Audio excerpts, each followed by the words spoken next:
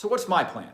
What's the Restore California vision to transform the homelessness crisis, to solve it once and for all? I call it the Homeward Bound Plan. And it's a real solution. It's a practical solution. And here's what it looks like. First, we need to engage the community.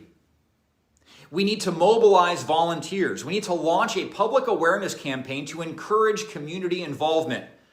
My vision for California is less about government pretending to be the solution for everything and more about uniting the people of California to bring about real change, working alongside government. We need to recruit and train volunteers for trauma-informed care, crisis management, and mentorship programs. We need to set up temporary shelters and integrated services. Here's how we're going to do that. We're going to repurpose vacant properties, warehouses, industrial buildings. We're going to rent them from business owners, which will further improve the economy by giving much needed revenue to these real estate owners.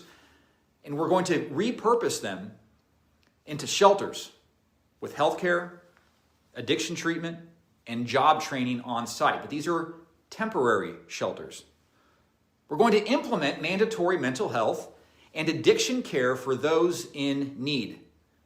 Guys, having people roam the streets who are battling with significant psychological issues like schizophrenia is not good for them, and it's not good for anyone else.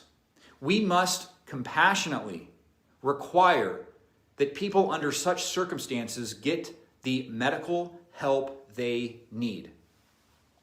Furthermore, we're going to implement transitional housing and economic dependence. We're going to do this by developing transitional housing with accountability-based programs.